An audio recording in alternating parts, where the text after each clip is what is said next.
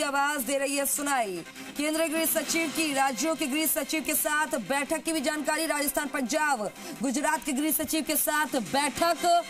बड़ी खबर, बैठक में राज्यों को विभिन्न तैयारियों को दिए गए निर्देश, विभिन्न तैयारियों को लेकर दिशा निर्देश दिए गए हैं। ये बड़ी खबर। हमारे साथ मेजर अभिमन्यु, डिफेंस एक्सपर्ट, हमारे साथ लाइव जुड़ गए हैं। मेजर साहब, आपने खबर देखी, जैसलमेर के आसपास एक बार फिर से धमाकों की आवाज सुनाई दी है और बैठक भी हो रही है गृह सचिवों के साथ। कैसे देखें इस बैठक को? और पाकिस्तान तो कुछ देर भी अपनी बातों पर नहीं टिका। ठीक है खुशबू, पाकिस्तान की प्रवृत्ति शुरू से ऐसी ही रही है और इस विषय में हमें कोई दो पक्ष नहीं है कि बीच में एक रेस्टिंग टाइम पाकिस्तान को चाहिए था। और देखिए, ये अंतर्राष्ट्रीय दबाव कई प्रकार से चलते हैं।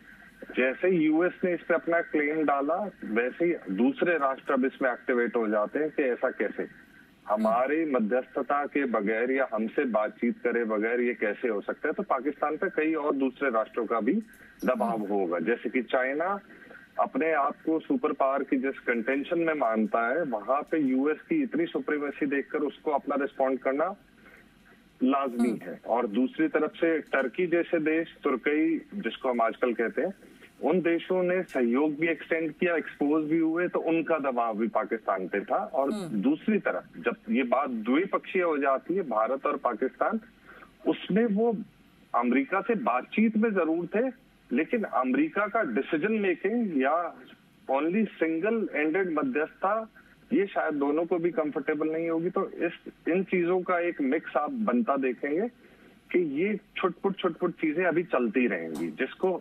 पाकिस्तान हर बार की तरह डिनाई करता रहेगा। लेकिन अब चाइना ने भी खुल के बोल दिया कि हम पाकिस्तान के साथ हैं।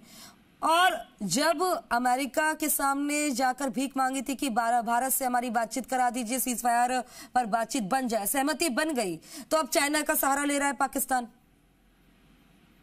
देखिए, चाइना का सहारा लेना उसके लिए ऐसा है, वो एकमात्र सहारा है। उसका सहारा लेना ना लेना ये सबके सामने बिल्कुल स्पष्ट स्थिति है कि चाइना अपने आप को अभी तक एक पर्दे के पीछे के रोल में अपने आप को देख रहा था। बट जैसे यूएस प्रखर होके इस विषय में आगे आया, तो चाइना को भी अपना रोल दिखाना पड़ेगा। नहीं तो चाइना जो समर्थित देश है, वो ऐसा महसूस करेंगे कि युद्ध की स्थिति में या जिस स्थिति में थोड़े आप असहज हो, तो चाइना अपना विश्वास जताना चाहता है उन राष्ट्रों पर। और इसी प्रकार से वो इसलिए थोड़ा सा खुलकर सामने आया है, ताकि पाकिस्तान के जरिए वो बाकी देशों को ऐसा महसूस करा सके कि वो भी प्रबल तौर पे उनसे जो संबंधित देश है उनके साथ खड़ा दिखाई देता है।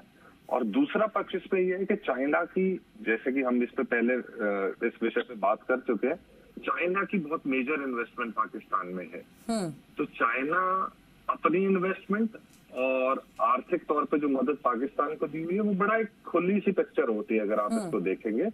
तो चाइना का ये तो देर आए दुरुस्त आए, बट चाइना को आना ही था। अब दूसरी तरफ जो है, जिस तरह से विदेश सचिव ने कहा, प्रेस कॉन्फ्रेंस हुई कि अब सेना को एक बार फिर से फ्री हैंड है, सेना अब अपने आप से डिसीजन लेगी कि क्या करना है। देखिए खुशबू, भारत एक लोकतांत्रिक देश है और आप जब दो देशों की स्थितियां देख रहे हैं, तो पाकिस्तान एक ऐसा, जब भारत और पाकिस्तान की हम बात करें तो पाकिस्तान की परिस्थितियां बिल्कुल अलग है। पाकिस्तान की ना तो वैश्विक पटल पर कोई जिम्मेवारी दिखाई देती है, और पाकिस्तान पिछले लंबे समय में बहुत एक्सपोज स्टेट है। क्योंकि जब ओबामा के समय पे भी, 26/11 के समय पर भी, और अन्य ऐसे स्थितियां और समय जब जहां पे भी टेररिज्म की बात आई, तो पाकिस्तान का रोल हमेशा वहां दिखाई दिया।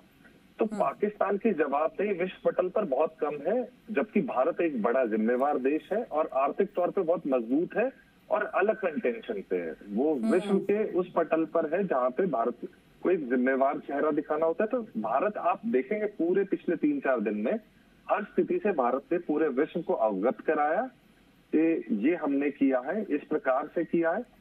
तो भारत हर स्थिति पे पूरे विश्व को ये इस चीज से वाकिफ करा रहा है कि क्या स्थितियां हैं, जबकि पाकिस्तान का स्टैंड आपको हर बार बदलता दिखेगा।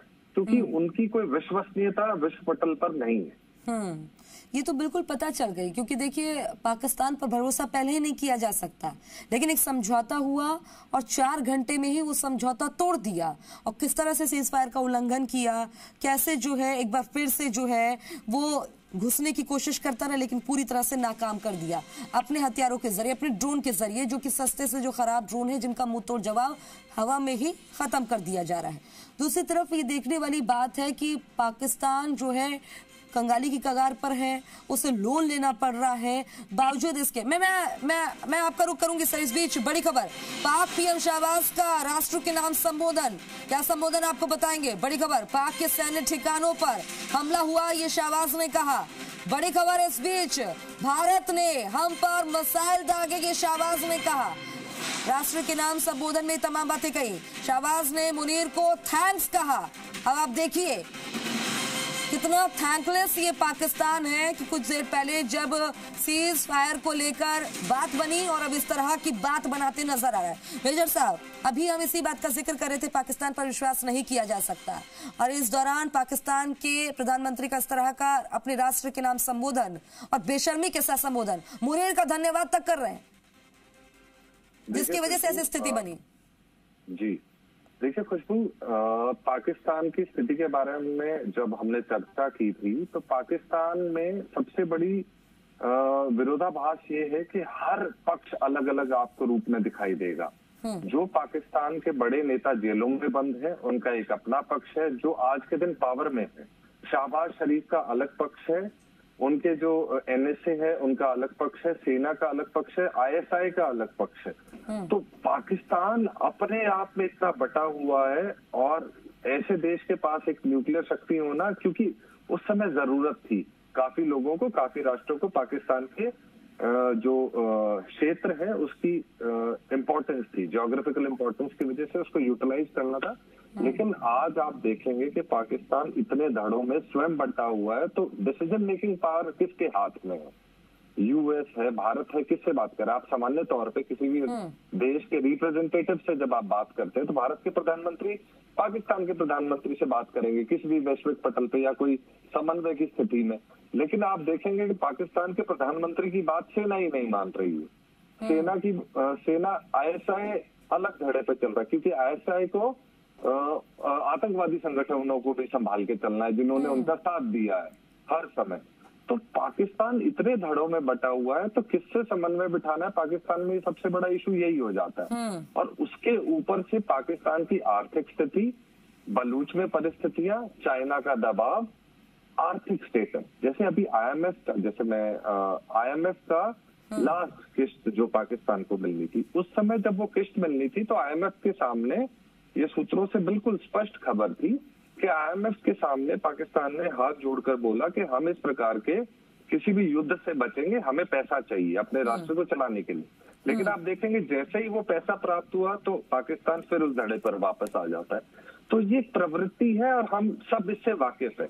इसलिए जब भी सीज फायर का डिसीजन आया था तब भी हम ये ऐसा नहीं, आप ये बिल्कुल मान के चलिए कि भारत सरकार, भारतीय सेना, हमारा राजनीतिक तंत्र, हमारा जितना भी प्रशासन है वो इस चीज को समझता है और हम तैयार थे और सजग थे। और आज भी हमारी तैयारी है। और देखिए, आपके माध्यम से मैं सभी लोगों से ये जानकारी साझा करना चाहूंगा कि हमारी जिम्मेवारी बहुत बड़ी है, क्योंकि पहले के युद्ध की स्थितियों में और अब की युद्ध की स्थितियों में बहुत अंतर है। अब हर आदमी इन्वॉल्व है, हर इंडिविजुअल के तौर पे जो हम लिख रहे हैं, कह रहे हैं, जो शेयर कर रहे हैं, अब का युद्ध का जो पैटर्न है वो बहुत अलग है। आप देखेंगे कोई भी ट्रांस बॉर्डर एक्सचेंज नहीं हुआ है, कोई हमारा सैनिक उधर नहीं गया, उधर का सैनिक इधर नहीं आया, तब भी युद्ध इस स्थिति में आ गया है कि टेंशन बहुत ज्यादा है। तो हर एक की इन्वॉल्वमेंट और भारत के हर व्यक्ति को इस चीज के लिए सजग रहना पड़ेगा, अपनी सेना और अपनी सरकार के साथ खड़ा रहना पड़ेगा। और आप बिल्कुल भरोसे के साथ मैं आपको कह सकता हूँ, जितनी मेरी समझ है, कि सरकार हर स्थिति के लिए तैयार है। हमने मिसाइल से अटैक किया, ये वहां के प्रधानमंत्री कह रहे हैं, लेकिन क्या भूल गए कि 22 अप्रैल को क्या किया था पहलगांव में? वो 28 बेगुनाहों की, निहत्तों की जान ले ली थी, महिलाओं का सिंदूर उजाड़ दिया था। इसीलिए हमें ये ऑपरेशन करना पड़ा। वो भी सिविलियंस पर नहीं किया, वहां आतंकियों पे किया। और उसको क्या कह रहा है पाकिस्तान के मिसाइल से अटैक किया। और कितनी बेशर्मी से कह रहा है? देखिए खुशबू, ये एक सामान्य जीवन की एक प्रक्रिया है कि आप किसी भी शैतान से एक अच्छे व्यक्ति के व्यवहार की अपेक्षा रखेंगे तो ये बहुत गलत है। पाकिस्तान का व्यवहार जग जाहिर है, ठीक है। और आप देखेंगे जैसे अब जब हम बोलते हैं कि भारत ने अटैक किया, भारत ने बिल्कुल सबके समक्ष ये बात रखते हुए कि ये आतंकवादी संगठन है, उन 9 जगहों को चिन्हित किया और डिक्लेयर किया कि हाँ हमने इन जगहों पर अटैक किया और ये आतंकवादी संगठनों के बेस कैंप थे। उसके एवज में जो पाकिस्तान जो अटैक कर रहा है वो 36 जगह ऐसी थी जहाँ पे सिविल सोसाइटी है, जहाँ पे हमारी सेना के सेंटर्स हैं या जो सेंसिटिव लोकेशन है, उन्होंने जो अटैक किया वो जस्टिफाइड नहीं है और वो भी करने के बाद वो नकार रहे हैं। तो इससे आप उनकी प्रवृत्ति और उनके आचरण का आप भलीभूति एक पृष्ठभूमि उनकी देखते हुए आप एक उनका पैटर्न बना सकते हैं और हम इससे वाकिफ हैं, हमारे लिए कुछ भी नया नहीं है खुशबू। मेजर साहब, ये बयान जो है ये असली रंग दिखा गया पाकिस्तान का, यानी कि ये मान के चले कि ये जिस तरह के बयान सामने आ रहे हैं इनकी करनी आगे इस तरह से दिखाई देगी, और जिसके लिए हमेशा हमें तैयार रहना, और हम तैयार भी हैं, हमारी सेना पूरी तरह से तैयार है। खुशबू देखिए, हम बिल्कुल तैयार हैं और आप देखेंगे कि देखिए जैसे आज आप राजस्थान के कुछ क्षेत्रों में हमले हुए हैं, तो आप देखेंगे हमारी बहुत स्ट्रैटेजिक लोकेशन राजस्थान में स्थापित है। जैसे श्री गंगानगर है, वहां पे इंदिरा गांधी नहर यहाँ से गुजरती है और क्षेत्रीय सीमा पर पहली सुरक्षा पंक्ति के रूप में ये एरिया कार्य करता है। बीकानेर है, उसकी भौगोलिक स्थिति ऐसी है कि डेजर्ट वॉरफेयर का एक बहुत बड़ा एपी सेंटर रहा है। जैसलमेर है, जैसे रणनीतिक रूप से अति संवेदनशील है और लोंगेवाला युद्ध का एक पास रहा है इस क्षेत्र का। ऐसे ही बाड़मेर है। तो ये बड़ी टैक्टिकल लोकेशंस हैं और सबके नॉलेज में है। तो इस प्रकार से हमें इन संवेदनशील जगहों पर हमें हमेशा तैयार रहना पड़ेगा और पाकिस्तान का किसी भी प्रकार का दबाव पाकिस्तान पे, हमें यही नहीं पता कि वो दबाव है भी कि नहीं। वो दबाव राजनीतिक और उनके प्रधानमंत्री पे हो सकता है तो सेना मानने को तैयार नहीं है, सेना पे दबाव होगा तो आईएसआई मानने को तैयार नहीं है, आईएसआई पे दबाव होगा तो जो पोस्टें हैं चौकियां वहां तक संदेश कब तक पहुंचता है, वो कैसे रिस्पॉन्ड करते हैं। क्योंकि देखिए भारतीय सेना बड़ी एक डिसिप्लिन फौज है, हमारे यहाँ का तंत्र बड़ा जिम्मेवार तंत्र है।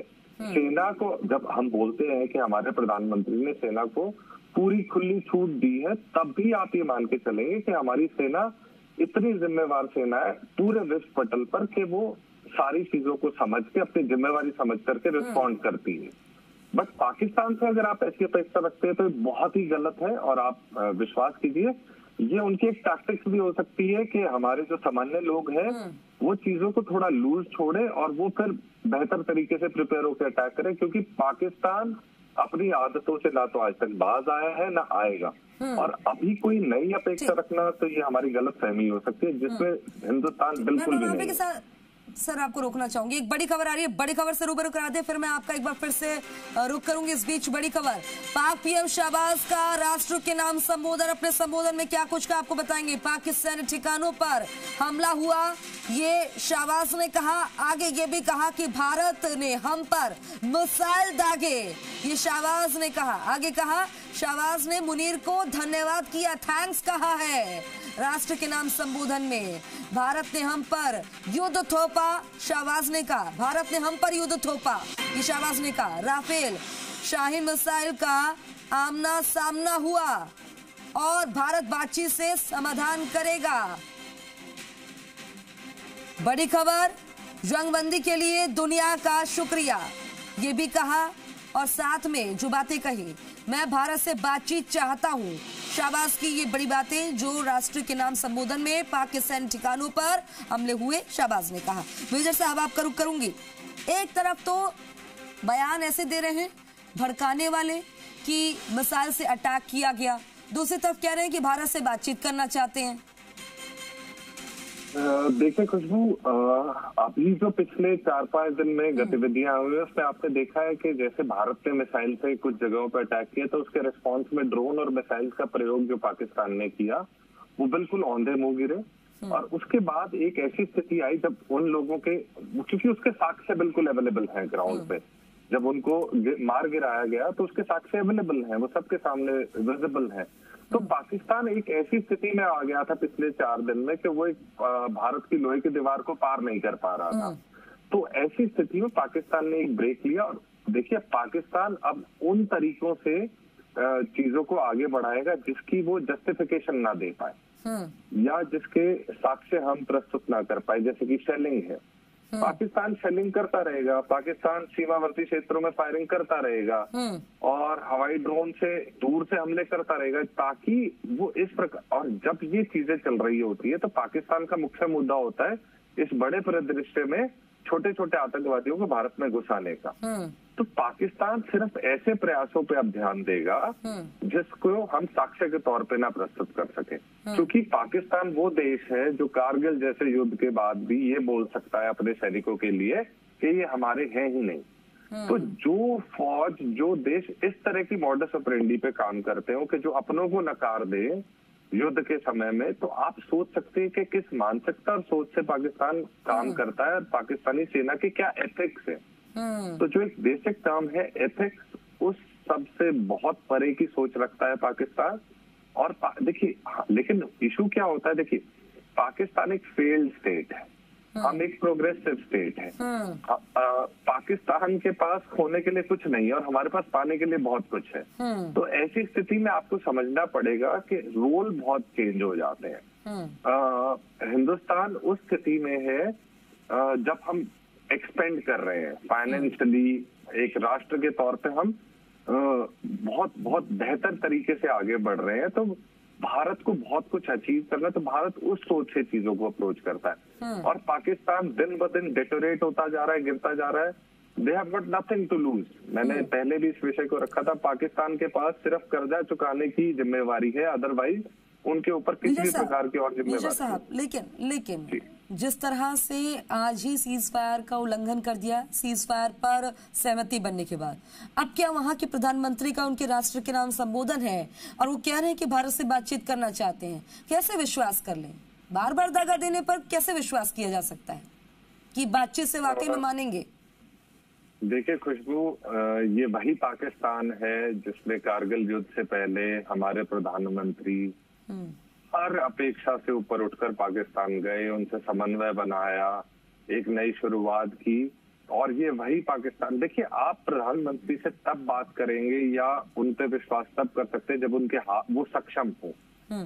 जिस प्रधानमंत्री की बात उसके मंत्री, उसकी फौज ना मानती हो, ऐसे प्रधानमंत्री पे आप कैसे विश्वास कर सकते हैं और क्या स्थितियां होंगी, आपको ये थोड़ा सा विजुअलाइज करना पड़ेगा। तो यथास्थिति अभी बहुत अलग है। अभी पाकिस्तान से हमें ये कुछ समय तक फेस करना पड़ेगा और ये छुटपुट आगे चीजें बढ़ती रही, क्योंकि जो मुनीर जो पाकिस्तान के सेना अध्यक्ष हैं, तो सेना अध्यक्ष अपनी सुप्रीमेसी को शो करने के लिए पाकिस्तान में लगे हैं। तो बहुत ही विचित्र स्थिति है। मॉडस ऑपरेंडी युद्ध की बिल्कुल चेंज है। तो अभी हमें देखना पड़ेगा, हमें समय लगेगा, क्योंकि बहुत तरह के इंटरवेंशन आने वाले समय में आपको दिखाई देंगी। अभी क्योंकि यूएस ने ये पिटारा खोल दिया है समन्वय बनाने वाले लोगों के लिए, तो अब और भी राष्ट्र, रशिया जैसे प्रमुख राष्ट्र, रशिया और यूरोपियन देश, आपको बहुत सारे देश इस कन्वर्सेशन में अब इंटरवीन करते दिखाई देंगे और आने वाले समय में स्थितियां फिर से चेंज होंगी। बट पाकिस्तान की प्रवृत्ति में अगर कोई आप अंतर ढूंढ रही है तो ऐसा बिल्कुल भी पॉसिबल है। सर एक चीज और, चीन ने एनएसए अजीत डोभाल से बातचीत की और चीन ने पहलगाम हमले की निंदा की। एक तरफ चीन कहता है कि हम पाकिस्तान के साथ हैं, दूसरी तरफ वो इस बात को भी कह रहा है कि पहलगाम में जो हमला हुआ उसकी निंदा करते हैं। ये पाकिस्तान का दौरा चरित्र तो दिखाता है, लेकिन चीन की भी जो दौरी राजनीति है वो साफ दिखाई दे रही है। देखिए खुशबू, जैसे अजीत डोभाल जी हमारे एनएसए हैं और वैसे ही पाकिस्तान के एनएसए हैं असीम मलिक, जो नेशनल सिक्योरिटी एडवाइजर्स और जो हमारे विदेश मंत्री, ये निरंतर संपर्क में रहते हैं। और इसी प्रकार से चाइना के संपर्क में भी हमारे एनएसए का आना रहा, तो वो स्थिति से वाकिफ कराते हैं। देखिए लेकिन चाइना का अगर आप स्टैंड देखेंगे तो इसमें कोई क्लैरिटी नहीं है। देखिए हम गलत व्यक्ति से गलत अपेक्षा वाला ये विषय हो जाता है, क्योंकि चाइना की चीजें हमें बहुत क्लियर है। चाइना की इन्वेस्टमेंट बहुत बड़े चंक, बहुत बड़े पोर्शन में है। पाकिस्तान की चाइना से बहुत ज्यादा अपेक्षाएं हैं। और पिछले 4 दिन में जब आप देख रहे थे इन सब चीजों को, तो चाइना एक प्रयोगशाला बनी हुई थी पाकिस्तान के द्वारा। अपने हथियारों को चेक करने की, जिसको आपने औंधे मुंह गिरते हुए देखा है। तो चाइना अब, क्योंकि एक्सपोज चाइना भी होता है, क्योंकि चाइना ऑलमोस्ट 50% वेपनरी पिछले 6 साल में चाइना से प्रोक्योर हुई है पाकिस्तान की। तो जो डिपेंडेंसी और एसोसिएशन है वो बहुत क्लियर है, इसमें कोई दोराय नहीं है। तो चाइना का स्टैंड भी उसी के साथ आप जोड़ के देख सकते हैं, क्योंकि बात चाइना कुछ भी कहे, जब पाकिस्तान का नाटो में जो स्टैंड था पाकिस्तान के प्रति दूसरे राष्ट्रों का, चाइना ने तब भी पाकिस्तान का साथ दिया है। और पाकिस्तान चाइना की आज एक जरूरत है। और देखिए यूएस के इंटरवेंशन का कारण भी चाइना है। देखिए यूएस बहुत एक समझदार देश है, उसने बहुत लंबे समय तक पाकिस्तान का साथ दिया, लेकिन पाकिस्तान जब उसकी गोद से उठकर चाइना की गोद में बैठ गया, तब यूएस अब थोड़ा सा न्यूट्रलाइज हो गया, क्योंकि यूएस को भी क्षेत्र में एक मित्र की जरूरत है। तो यूएस की मजबूरी है भारत, लेकिन इसके साथ साथ यूएस को भारत बहुत बड़ा आगे एक देश बढ़ता हुआ भी दिखता है। तो यूएस एक बैलेंस बनाने की कोशिश करता है। इसलिए पिछले 3 दिन में यूएस ने कभी भी ऐसा नहीं कहा कि हम मध्यस्थता करेंगे। जब भारत ने थोड़ा नरम दिल दिखाया, तब यूएस ने उस चीज का फायदा उठा के इस विषय को सबके सामने रखा कि हमारी मध्यस्थता से ये सब हुआ। तो ये इंटरनेशनल लेवल की एक अलग पॉलिटिक्स होती है, इसकी अलग डायनामिक्स है। ये बहुत बड़ा एक पिक्चर के तहत है, मतलब है इसमें ऑप्टिक्स बहुत मैटर करते हैं कि आप किस नजरिए से चीजों को देख रहे हैं। क्योंकि सामान्य जो देश का नागरिक है वो अपने इंटरनल इश्यूज को देखता है, तो ऑप्टिक्स जैसे जैसे बड़े होते जाते हैं तो आपको ये चीजें दिखाई देने लग जाती हैं। एक चीज और समझना चाहती हूँ आपसे सर, क्या चीन पाकिस्तान को भड़काने का काम कर रहा है? भड़काना नहीं कहूंगा, बट यूज कर रहा है। भड़काएगा इसलिए नहीं, चाइना उसकी मजबूरी है। देखिए चाइना सिर्फ इतना चाहता है कि मैं पाकिस्तान का यूज करके भारत को एंगेज रख सकूं। देखिए जब भी कोई ऐसा युद्ध या लड़ाई होती है तो आपके रिसोर्सेज इन्वॉल्व होते हैं, आपकी इकोनॉमी पे इम्पैक्ट आता है। देखिए इम्पैक्ट सब पे आता है, युद्ध का इम्पैक्ट से हम सब वाकिफ हैं और हमें पता भी होना चाहिए कि इसके इम्पैक्ट होते हैं। लेकिन आप अपने राष्ट्र की सुरक्षा और उसकी परसेप्शन को बनाए रखने के लिए कई बार मजबूरी होती है। युद्ध कभी भी आपकी चॉइस नहीं है, ये मजबूरी है। तो चाइना को पता है कि अगर ऐसी स्थिति में भारत रहता है तो पाकिस्तान का जो नुकसान हो उसको चाइना को उससे कोई फर्क नहीं पड़ता। लेकिन भारत अगर इस चीज में इन्वॉल्व रहता है तो चाइना को एक खुशी रहती है कि इंडिया उसमें इन्वॉल्व है, तो एंगेज रहता है इंडिया। तो चाइना सिर्फ पाकिस्तान को इतना पुश करता है एक चेहरे के तौर पे, ताकि वो इंडिया से लड़ता रहे। मेजर साहब, जिस तरह के अभी पाकिस्तान के प्रधानमंत्री का उनके राष्ट्र के नाम संबोधन आया, बातचीत की बात कह रहे हैं, एक शांति दिखाने की कोशिश कर रहे हैं, मान के चले कुछ बड़ा होने वाला है। खुशबू, मैं आपका सवाल नहीं समझ पाया। सवाल मेरा सर ये है, सीधा सवाल ये है, पाकिस्तान के प्रधानमंत्री का जिस तरह से बयान सामने आया, वो कह रहे हैं कि भारत से बातचीत करना चाहते हैं और शांति एक तरह से वहां पर अभी दिखाई दे रही है, क्योंकि धमाकों के बाद जो है शांति बनी है एलओसी पर। तो क्या मान के चले कुछ बड़ा होने वाला है? नहीं खुशबू, जो पाकिस्तान के प्रधानमंत्री हैं उनकी विश्वसनीयता हमने पिछले कुछ घंटों में देखी है। इस पूरी बातचीत के बाद और संघर्ष विराम के बाद जिस प्रकार से अभी बॉर्डर पे स्थितियां हैं, तो बिल्कुल भी रिलायबल पाकिस्तान के प्रधानमंत्री किसी तरह से दिखाई नहीं देते। क्योंकि आपने एक चीज देखा है, जब पाकिस्तान के प्रधानमंत्री किसी भी तरह की बात रख रहे हैं, जैसे कि हमने पिछले 2 दिन में देखा कि पाकिस्तान के जो डिफेंस मिनिस्टर की 2 स्टेटमेंट्स आती हैं। एक इंटरनेशनल मीडिया से इंटरेक्शन में वो एक विषय रखते हैं कि भारत ने हम पर हमला किया और हमने उनके बहुत सारे विमान गिराए। तो अंतर्राष्ट्रीय पत्रकार ने उनसे पूछा कि आपके पास इसके कोई साक्ष्य है? तो उस पर डिफेंस मिनिस्टर का ये कहना था कि सोशल मीडिया के थ्रू मुझे पता लगा। जिस डिफेंस मिनिस्टर को अपनी बात, अपने राष्ट्र की बात रखने के लिए सोशल मीडिया का सहारा लेना पड़ता हो, तो आप स्थितियों को समझ सकते हैं। दूसरा विषय, जब वहीं के पाकिस्तान के डिफेंस मिनिस्टर ने कहा कि हम भारत के ड्रोन्स को इसलिए नहीं गिरा रहे थे ताकि हमारी लोकेशन डिटेक्ट ना हो जाए। तो इस प्रकार की हास्यास्पद बातें करने वाले पूरे तंत्र को उनके डिफेंस मिनिस्टर वो जो कि दाहिना हाथ है पाकिस्तान के प्रधानमंत्री का, जब इस प्रकार की बातें आती है तो आप समझ सकते हैं कि कितना सीरियस हमें उनको लेना चाहिए। तो अभी पाकिस्तान में मेरे ख्याल से कोई इस प्रकार का व्यक्ति अभी उनका कोई रिप्रेजेंटेटिव अवेलेबल नहीं है जिस पर हम विश्वास कर सके, क्योंकि Pakistan is being holded by, Pakistan का जो पूरा तंत्र है वो सेना के कब्जे में है, चाहे वो आगे आके रहे ना रहे। सेना वहां पे एक बड़े व्यवसाय की तरह है, वो सब चीजें कंट्रोल करते हैं।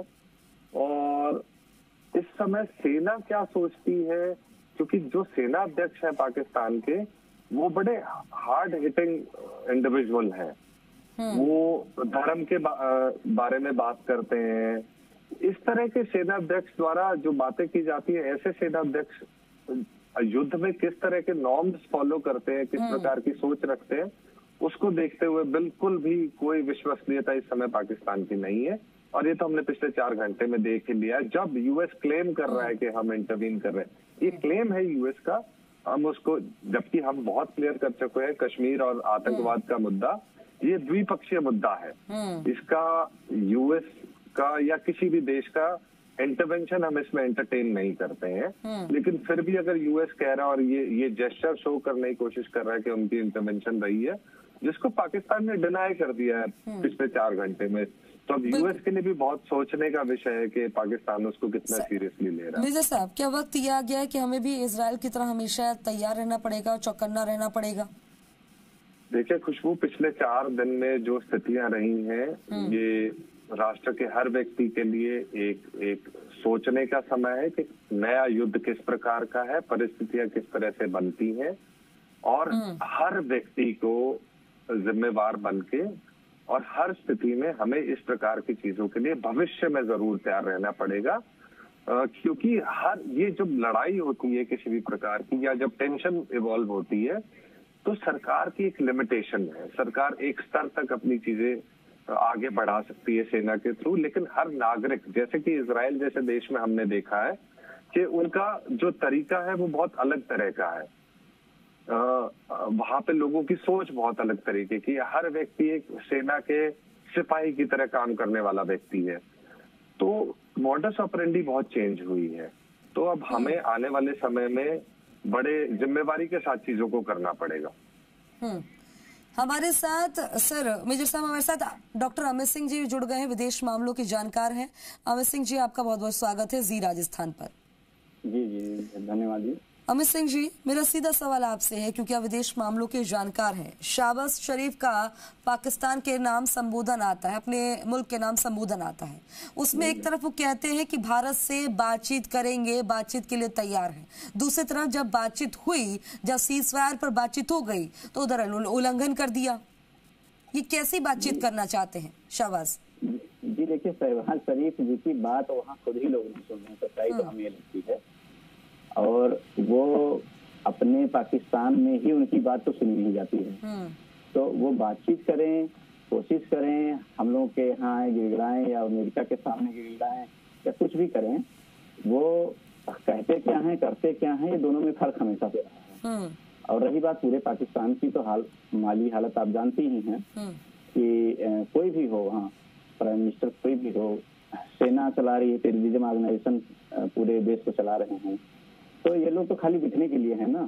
शहबाज शरीफ जी जो भी बोल रहे हैं बोलते रहें, कर पाएंगे कि नहीं कर पाएंगे उनको अपनी क्षमता के बारे में खुद नहीं पता है। आपको क्या लगता है कि उनकी अगर इतनी क्षमता होती तो क्या इतने दिन तक वो अपना, उनका नुकसान कितना हो रहा है, वो परेशान है, वो खुद इंटरनली हर तरीके से परेशान है, चाहे गरीबी हो, चाहे वहाँ की सिविलियंस परेशान है, शिक्षा हो, हर चीज में, तो चल कहाँ रही है शहबाज शरीफ?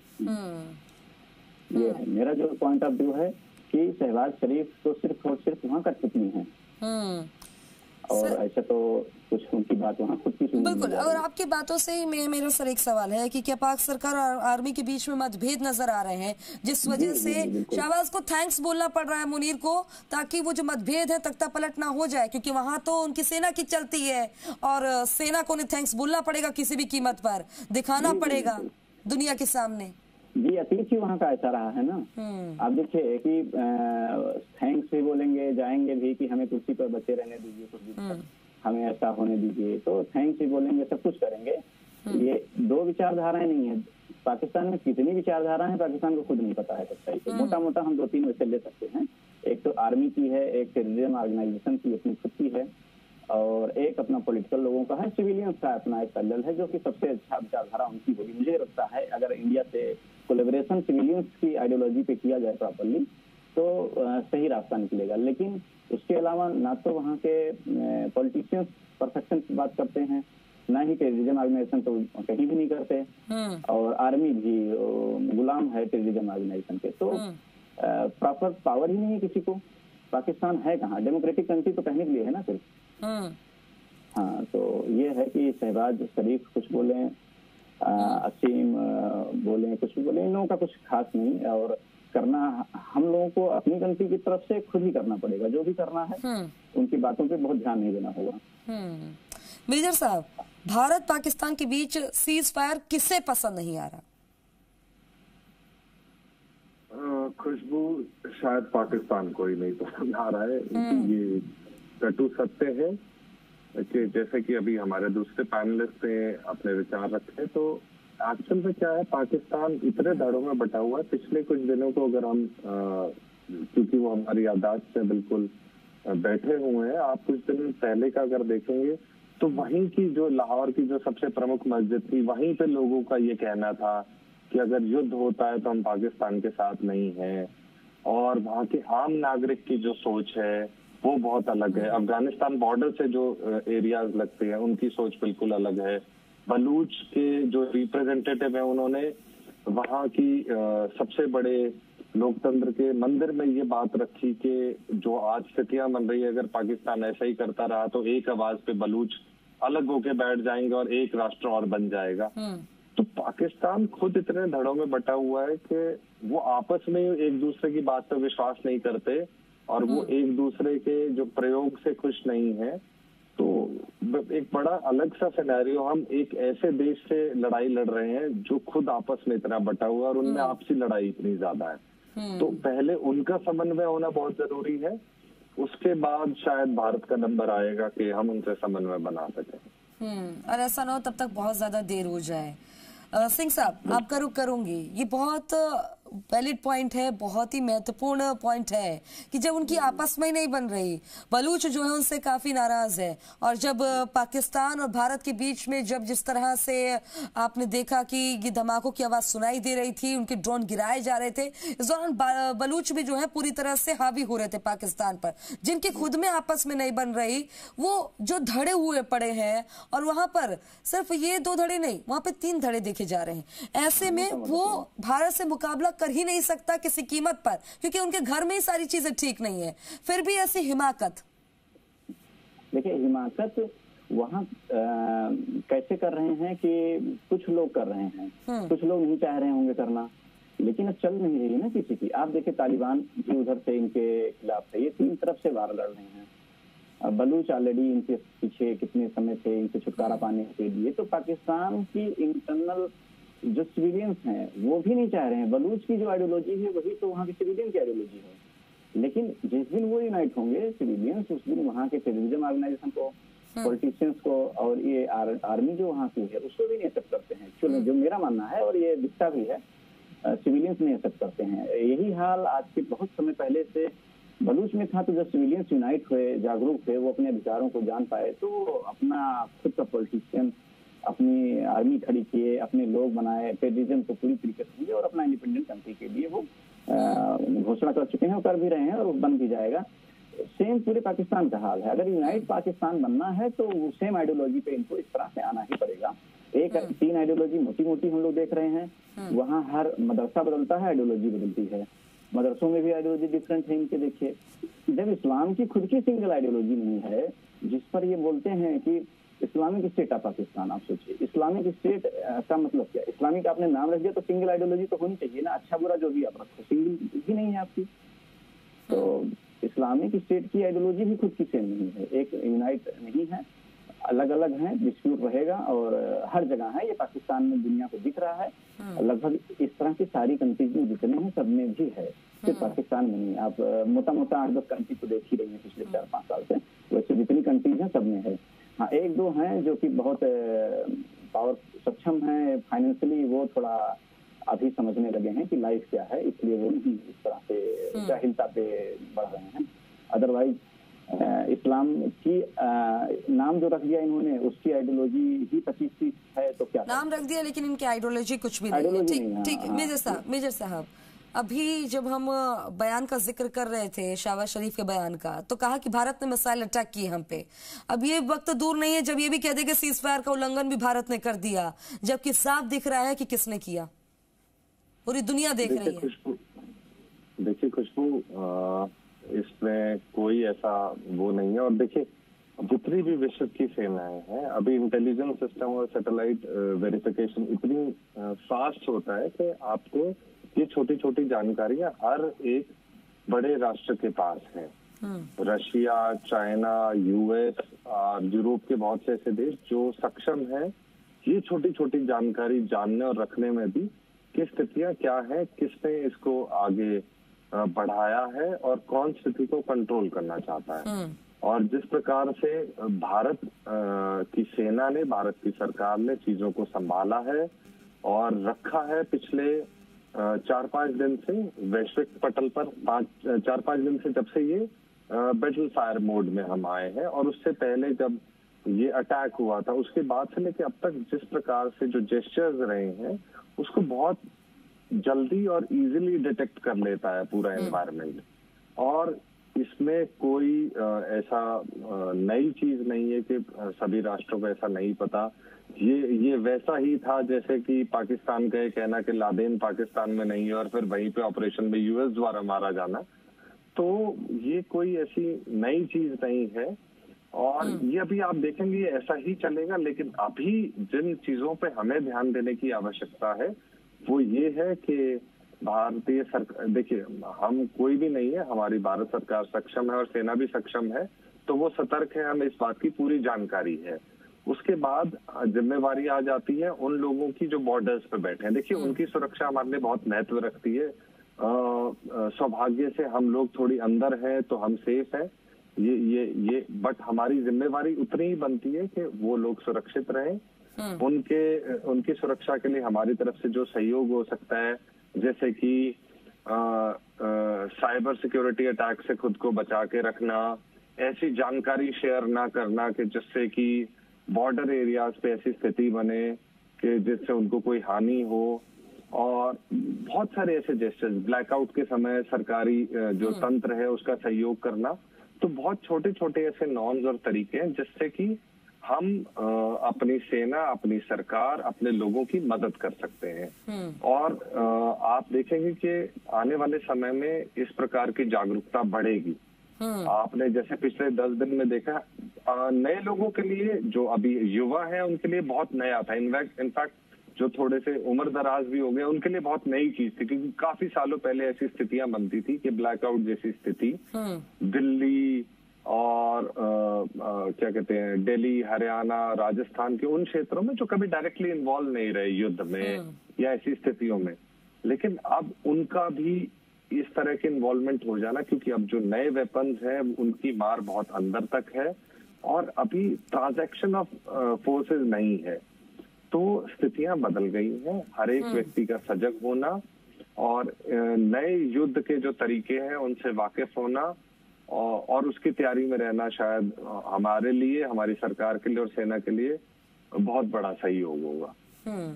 सिंह साहब, सवाल आपसे है अब कि अफगानिस्तान भी पाकिस्तान से नाराज, बीच में खटपट और चारों तरफ से चित है, चारों खाने चित है, फिर भी इस तरह की गीदड़ भभकी देने की हिमाकत कहाँ से आ रही है? कौन जो है सिर्फ चाइना के सहारे कब तक चल लेगा पाकिस्तान? देखिए चाइना के सहारे आप देख ही रही कितना सीख पा रहे हैं। रही बात तालिबान से या अफगानिस्तान से, इनका ये लोग क्या था, एतबाबाद को वेस्टर्न सिटी की तरह बनाना चाह रहे थे। मुझे एक परसेप्शन मैंने देखा कि पाकिस्तान ने जब नाम ही रखा तो वो चाह रहा था कि हम पूरे इस्लामिक एसोसिएशन का हेड बन जाएं। वहीं अफगानिस्तान भी यही चाह रहा है। तो डिस्प्यूट इन लोगों का तो बहुत पुराना है आपस में, आज वो डिस्प्यूट इस लेवल तक आ गया।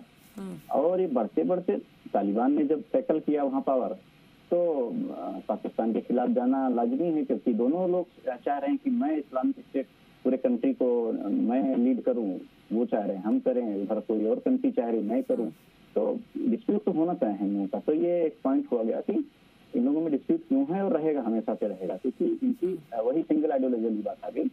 दूसरी बात, चाइनीज सामान की बात करें तो चाइना पे बहुत दिन तक टिकेंगे नहीं, और रही बात चाइना लड़ते रहे, सामान बेचता रहेगा, और इनके लिए इनको जितना यूज कर सकता है किया पहले, आगे भी इनको यूज ही करेगा, इनको भी पता है, लेकिन इनके पास ऑप्शन भी नहीं है, किसी भी तरफ से कोई ऑप्शन नहीं है। एक चाइना है जो अपना बिजनेस भी कर रहा है उनके साथ, और उनसे प्रॉफिट ले रहा है, थोड़ा बहुत उनको देता रहता है कि जिंदा रहो, जिंदा रहोगे तभी तो कुछ करोगे, ये चीज है। तीसरी बात जो मेजर साहब ने बोली सिटीजनशिप, हम लोगों की जो रिस्पॉन्सिबिलिटी के बारे में, तो ये हमने भी पिछले 15-20 दिनों में देखा है, वार से पहले से और अभी तक, तो बहुत सारे सिटीजन अन्य मतलब उनका इंटेंशन नहीं रहता है कि कुछ अपने आर्मी का या कंट्री का मोरल डाउन करें, लेकिन वो उतना जागरूक नहीं है और ऐसे पोस्ट लिख देते हैं या फॉरवर्ड कर देते हैं। अपनी कंट्री इतनी बड़ी है कि हमारा फोकस पूरी कंट्री के सिस्टम का फोकस अभी वार पे है और सिक्योरिटी सिस्टम पे है, ना कि एक सिटीजन को जागरूक कर पाएगा। हमको खुद होना पड़ेगा। ऐसे कोई चीजें हमको नहीं पोस्ट करना है या नहीं फैलानी है, या फिर मोरल किसी भी तरीके से डाउन हो वो नहीं करना है। जैसे कि हमने एक ऐसे जगह पर देखा भी था कि वहाँ लोग मजाक बनाते कि वार तो सोशल मीडिया पे हो ही रहा है। वार के 2 दिन पहले हमने बहुत ऑब्जर्वेशन किया था उसके कि भाई आप इस तरह से स्टेटमेंट लिखेंगे तो ये वार जो आप लिख रहे हैं यही सारा अपडेट हमारे आर्मी के पास रहता है, वो उन सभी लोगों का मोरल डाउन होगा। आप ऐसा मत लिखिए, उनका मजाक मत बनाइए कि वार तो सोशल मीडिया पे हो ही रहा है। एक्चुअल में वार हुआ ना, हम लोगों ने डिफेंड किया ना, अच्छा, और हम लोगों का डिफेंड भी उनको ऑफेंस से भारी पड़ रहा है। देखिए हाँ, अपने कंट्री का डिफेंड ही तो है, तो डिफेंड भी तो उनके ऑफेंस से कितनी ज्यादा काम है, और जिस दिन हम लोग ऑफेंस करेंगे फिर क्या होगा, कुछ है ना। तो इतना भी उस वक्त तो फिर पाकिस्तान को फिर पछताना पड़ेगा, हालांकि पछता भी रहा है। मेजर साहब, इंटरनेशनल मॉनेटरी फंड यानी कि IMF से पाकिस्तान को $1.4 बिलियन, जो कि अगर बात करें करीब 12,000 करोड़ का लोन दिया।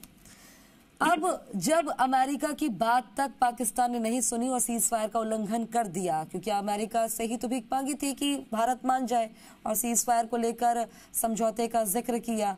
अब ऐसे में अगर जब अमेरिका की बात को दरकिनार कर दिया, और जहां पर अमेरिका और चीन के बीच में जब पहले ही तनाव है और चीन का सहारा लेकर आगे बढ़ रहा है, तो इसके बाद ये तो नहीं कि इनके फंड में फिर दिक्कत आ जाए। देखिए खुशबू, ये जो इंटरनेशनल फंडिंग एजेंसीज होती हैं ये बहुत सोच समझ कर चीजों को करती है, बहुत शर्तें होती हैं इनकी, और जब ये लास्ट किस्त, आपको ये समझना पड़ेगा कि ऐसा नहीं है कि नया लोन सैंक्शन हुआ है पाकिस्तान को बहुत किस्तें इससे पहले सैंक्शन हो चुकी थी। आखिरी किस्त थी IMF की, जो कि 116,000 करोड़ कुछ का जो अमाउंट था, total to be very precise. ये आखिरी किस्त से पहले कुछ शर्तें और कुछ जो रिप्रेजेंटेटिव होते हैं पाकिस्तान के, उन्होंने इन शर्तों को माना और IMF के समक्ष इन बातों को रखा। और हैरानी आपके लिए बहुत मजेदार बात होगी कि IMF की जो अभी अध्यक्षता कर रहे थे वो एक भारतीय है। तो आप ये देखिए कि स्थितियां कैसे होती हैं। तो इन सब शर्तों को मानते हुए, और उसमें क्या होता है IMF में जब जो राष्ट्र है IMF से जुड़े हुए, उनकी वोट भी होती है कि ऐसे ऐसे इस राष्ट्र ने इन जरूरतों के लिए पैसा मांगा है, तो उसमें भारत भी एक सदस्य है, बट उसमें नेगेटिव वोटिंग नहीं होती है, उसमें सिर्फ ये क्लाइमेट नो की रिलीजिंग फंड था। हाँ, मतलब it is to release a fund जो आपके मेंबर्स कंट्री है, उसमें इंडिया भी है। इंडिया ने उसमें अगेंस्ट वोट नहीं कर सकते आप, उसमें सिर्फ येस और नो बताते हैं, तो इंडिया ने उस पर नो किया। लेकिन बाकी राष्ट्र, बिकॉज उन्होंने जो तर्क रखे थे जिन चीजों के लिए उनको पैसा चाहिए, लेकिन आप स्थिति समझिए कि even if Pakistan is attaining, अगर पाकिस्तान के पास ये पैसा रहता भी है तो अंतर बहुत बड़ा है। देखिए पाकिस्तान और इंडिया का कोई कंपैरेटिव नहीं है। जैसे कि मैं पहले भी सबके समक्ष बात रख चुका हूं कि पाकिस्तान के पास खोने के लिए कुछ नहीं है, बिकॉज वो ऐसी स्थिति में बैठे हैं, लेकिन भारत के पास पाने के लिए बहुत कुछ है। आप कंपैरेटिव अगर देखते हैं तो आप इस हिसाब से लगा सकते हैं कि भारत का रक्षा बजट है ऑलमोस्ट $75 बिलियन और पाकिस्तान का $11 बिलियन। तो मैं तो ये बोलता हूँ कि जो IMF का फंड अगर पाकिस्तान उठा के लाए, इसको पूरा भी इन कामों के लिए लगा देगा, तो भी पाकिस्तान कंपैरेटिव नहीं है भारत के साथ, लेकिन चीजें अलग हैं। चीजें अलग ये है कि पाकिस्तान इस पैसे से या इस सोच से शरारत जारी रखता है जिससे कि भारत की प्रोग्रेस की जो स्पीड है उसको अननेसेसरी आप इन्वॉल्व होते हुए एक ऐसी जगह, एक ऐसे राष्ट्र के साथ जिसका कुछ होना जाना नहीं है। और तो इस प्रकार की स्थिति को भारत, अच्छा देखिए दूसरा क्या है, ऐसा नहीं है जब भारत ये डिसीजन लेता है कि सीज फायर हम एक्सेप्ट करते हैं, ये बहुत बड़ा दिल दिखाने का एक निर्णय है। आपको इसको समझना होगा, क्योंकि पहलगाम में जो अटैक हुआ है हमने उसमें 26 लोगों को खोया है। उसके बाद जो ये बैटल फील्ड पे जो एक्टिविटीज चल रही है इसमें हमने 20-25 लोगों को और खोया है। तो इतने लॉसेस को बियर करने के बाद पहली बार राष्ट्र में एक सोच बनी, एक सरकार का विचार था कि इस विषय से निजात पाया जाए, क्योंकि जब आप इस तरह की स्थिति में आ ही गए हो तो एक निर्णायक जगह तक पहुंचा जाए जहां पे या तो हमें क्लैरिटी हो कि हमने ये सब कुछ कर लिया है कि भविष्य में इस प्रकार के आतंकवादी गतिविधियां अब नहीं होंगी, या पाकिस्तान को इतना सबक सिखा दिया है कि अब वो ऐसा करने में अगले 20-25 साल तक सक्षम ना हो। लेकिन इन सब चीजों को पीछे छोड़ते हुए, मानवीय संवेदना दिखाते हुए या अंतर्राष्ट्रीय स्थितियों को समझते हुए भारत ने फिर भी ऐसा सोचा कि पाकिस्तान इन चीजों को समझेगा, इस स्थिति को यहीं रोकते हैं और जान माल की हानि नहीं करते हैं और चीजों को संभालते हैं और पाकिस्तान को समझाते हैं कि उनको क्या क्या नहीं करना है। लेकिन ये एक स्टेप था। भारत को ऐसा नहीं है कि नहीं पता था कि पाकिस्तान इन चीजों को नहीं समझेगा, बट एक प्रयास था, क्योंकि प्रयास आपको करना पड़ता है, क्योंकि इतने दबाव होते हैं अंतर्राष्ट्रीय स्तर पे। आप ऐसा नहीं दिखा सकते कि हम प्रयास नहीं कर रहे, क्योंकि हम एक जिम्मेवार देश है। तो उन प्रयासों की विफलता का भी अंदेशा हमें था और आप देखेंगे कि भारत तैयार है, और अगर पाकिस्तान अपनी हरकतों से बाज नहीं आता तो आप बिल्कुल आने वाले समय में बेनिश्चिंत होकर सोच सकते हैं कि भारत इन सभी चीजों का मुंह तोड़ जवाब देगा। और अब अंतर्राष्ट्रीय इन्वॉल्वमेंट बढ़ गई है तो आपको भारत के बहुत मजबूत अंतर्राष्ट्रीय मित्रों का सहयोग भी भारत की तरफ आपको दिखाई देगा। सिंह साहब, सवाल मेरा भी कुछ ऐसा ही है। मेजर साहब ने भी जिक्र किया कि इस पैसों का अगर वो शरारत के लिए यूज करता है, ये तो सबसे बड़ी पाकिस्तान की बेवकूफी होगी। उससे पहले जो किश्त आई थी उसका भी कहां पर इस्तेमाल किया, ये दुनिया में किसी से भी जो छिपा नहीं है। आतंक को फला फुलाता है, ना कि अपने देश को आगे बढ़ाए। अब जब ये फंड मिलेगा पाकिस्तान को तो मान के चलेगा इसका सही इस्तेमाल तो पाकिस्तान तब भी नहीं करेगा। आतंकवाद को जैसे बढ़ावा देता रहा है, ये अपनी जो हरकतों से कभी बाज आएगा नहीं पाकिस्तान। जी, ये सेंटीमेंट लेके पैसा तो ले लिए हैं, लेकिन इस मनी को एग्जीक्यूट करने के लिए टाइम भी तो चाहिए। अब आज इनको सैंक्शन हो जाए, कितना भी पैसा, पूरी दुनिया की आप संपत्ति दे दीजिए, तो कैसे एग्जीक्यूट होने में टाइम चाहिए ना। ये इस वार में तो इस पैसे का कितना उपयोग कर पाएंगे, वो टेररिज्म के लिए ही जो खाने और जो भी आर्म्स वगैरह खरीदने में कर ले जाएं। लेकिन पॉजिटिव डायरेक्शन में तो हमें लगता है कुछ भी पहले भी किया है ना, आगे ये करेंगे ना, की मंशा है। बस अपने आप को विक्टिम दिखा करके ये लेते रहे हैं। इस बार फिर लिया है इन्होंने और आगे भी अपने आप को ऐसे ही कोशिश करेंगे, लेते रहेंगे ऐसे ही। और अपनी माली हालत पूरी दुनिया के सामने दिखाते ही रहते हैं कि ये स्थिति हो चुकी है, और दुनिया इनको देखती भी रहती है कि ठीक है, ऐसे आप लड़ते रहो, बर्बाद होते रहो। जिसको जो यूज करना है अलग अलग कंट्रीज को, अपना अपना फायदा वहाँ देख रही है। हम लोगों को तो कोई अपनी कंट्रीज को देखिए, जो कुछ भी थोड़ा बहुत डील भी था, जितना कुछ एक्सपोर्ट इंपोर्ट चल रहा था, वो भी बंद कर दिया अपनी कंट्री में कि हमको चाहिए भी नहीं। आप सस्ता भी देंगे तो भी हम लोग महंगा लेंगे कहीं से भी। आप बगल में है, ट्रांसपोर्ट कम, कोई ट्रांसपोर्ट पे ज्यादा खर्चा नहीं आता बगल से होने के नाते। लेकिन अपनी कंट्री ने स्टैंड क्या लिया कि नहीं, हम कुछ भी करेंगे आपसे रिलेशन नहीं रखेंगे। आज भी देखिए स्टेटमेंट, भले चीज फायर हुआ था, उसके बाद भी सिंधु समझौता, वाटर, जितने भी समझौते थे वो एज इट इज ही रखा गया था। चीज फायर होने के बाद भी कंटिन्यू रहता। तो अपनी कंट्री का स्टैंड क्लियर है एकदम कि हम आपसे कंप्रोमाइज नहीं करेंगे, जिसको करना है करे। हम जबकि पड़ोसी मुल्क हैं, हम लोगों के लिए सबसे आसान होता है इनसे बेनिफिट लेना, लेकिन हम लोग बेनिफिट के बारे में सोच ही नहीं रहे हैं। पहले भी नहीं सोचते थे, ऐसा नहीं है कि आज हम लोगों ने कोई स्टैंड लिया है, कंट्री ने ऐसा स्टैंड पहले भी नहीं सोचा था। हाँ, पड़ोसी मुल्क थे, चल रहा था तो चल रहा था, अब बंद है तो बंद ही रहेगा, मुझे लगता है ऐसा ही होगा। मेजर साहब, सवाल ये है कि जिस तरह से शहबाज शरीफ का बयान आया उसमें ज्यादा रोना धोना सुनाई दिया, अपने आप को एक बेचारा टाइप का दिखाया। ये तो आम पाकिस्तानी भी समझता है ना कि ये जो रोना धोना है ये महज दिखावा है, ये घड़ियाली आंसू है। क्या इसके बहकावे में अब पाकिस्तान के लोग आ पाएंगे, या पाकिस्तान के लोग ये मान के चले अब समझ गए हैं कि जो उनके हुक्मरान हैं वो उनको मारने पर तुले हुए हैं, उनकी बर्बादी का कारण बन रहे हैं? देखिए खुशबू, पाकिस्तान का आम जन बिल्कुल अपने हुक्मरानों और सेना के जो कार्य पिछले कुछ समय में रहे उनसे बिल्कुल वाकिफ है। और एक जो चलते प्रधानमंत्री को जेल में डाल देना से लेके आप बहुत सारी ऐसे इंस्टेंसेस हैं जिनको मैं बताना शुरू करूंगा तो संख्या बहुत ज्यादा होगी, वो हर स्थिति से वाकिफ है। लेकिन पाकिस्तान इस समय कुछ ऐसे लोगों के हाथ में है, कुछ ऐसी ताकतों के हाथ में है कि पाकिस्तान की आवाम और उसको चलाने वाले जो लोग हैं उनकी सोच में बहुत अंतर है। पाकिस्तान की आवाम जानती है, लेकिन स्थितियां वॉर के समय पे ऐसी होती है खुशबू कि हर व्यक्ति अपने राष्ट्र के साथ खड़े होने की कोशिश करता है। तो जो पाकिस्तान की स्थिति ऐसी है जैसे एक बाप को एक नालायक बच्चे को खाना देना पड़ता है क्योंकि वो उसका बच्चा है। तो आवाम के लिए वहां की सल्तनत इसी प्रकार से है, वो एक नकारा, निकम्मा और शैतानी बच्चा है जिसको आवाम झेल रही है जानते हुए भी कि वो ऐसे है। लेकिन सर कब तक झेल पाएगा? कब तक? जब पाकिस्तान पूरी तरह से बर्बाद हो जाएगा तब? खुशबू देखिए, अभी परिस्थितियां अंतर्राष्ट्रीय स्तर पे ऐसी हैं कि एक एक्सटेंड से वॉर आगे नहीं जा सकती है। तो शायद इसी पर्दे के पीछे पाकिस्तान के हुक्मरान अपनी ऐसी स्थिति को दर्शा रहे हैं क्योंकि उनको ऐसा लगता है कि जब स्थितियां एक लिमिट से आगे जाएंगी तो शायद हमें बहुत से राष्ट्र बचाने के लिए आ जाएंगे। क्योंकि जैसे ही नॉन इंटरवेंशन किसी भी कंट्री में होती है तो स्थितियां वॉर की सिचुएशन बिल्कुल बदल जाती है।